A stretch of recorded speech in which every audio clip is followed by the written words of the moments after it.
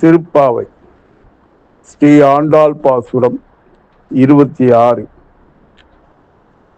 மாலே மணிவண்ணா மார்கழி நீராடுவான், மேலையார் செவ்வனங்கள் வேண்டுவன கேட்டியேல், ஞானத்தை எல்லாம் நடுங்க முரல்வன, பாலன்ன வண்ணத்துன் பாஞ்ச சந்நியமே, போல்வன சங்கங்கள் பொய்ப்பாடு உடையனவே, சால பெரும்பறையே பல்லாண்டு இசைப்பாரே, கோல விளக்கே கொடியே விதானமே, ஆலின் இளையாய் அருளேலோர் எம்பாவாய்.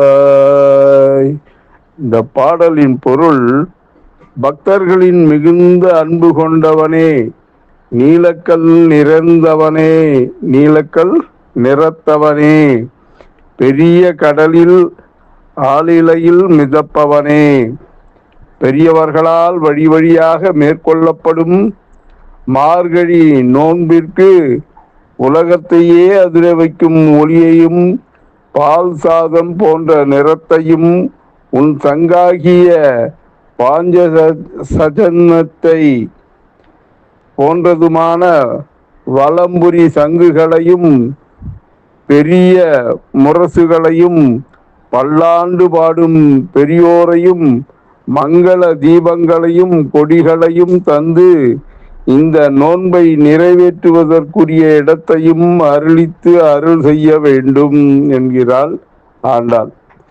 இதனோட விளக்கம் என்னன்னா, பாஞ்சஜன்யம் என்னும் சங்கை திருமால் ஏந்தி இருக்கிறார். இந்த சங்கின் கதையை கேளுங்கள். பாஞ்சசன் என்ற அசுரன் சாந்தீபனி என்ற முனிவரின் மகனை கொன்றுவிட்டு கடலில் போய் மறைந்து கொண்டான். கிருஷ்ணர் அவரிடம் மாணவராக சேர்ந்தார். குரு தட்சிணையாக தன் மகனை கொன்ற அசுரனை பழிவாங்க வேண்டும் என்று சாந்தீபனி முனிவர் உத்தரவிட்டார். கிருஷ்ணரும் பாஞ்சசகனை ஒன்று அவனை சங்காக மாற்றி தனது கையில் வைத்து கொண்டார். அந்த சங்கு அசுர சங்கு என்பதால் தான் குருஷேத்திர களத்தில் அதை ஊதும் போதெல்லாம் அதன் பேரொளி கேட்டு எதிரி படைகள் நடுங்கின. மீண்டும் நாளைய பாசுரத்தில் சந்திப்போமா? அன்புடன் எம் தணிகானந்தம், சேந்தமங்கலம். வணக்கம்.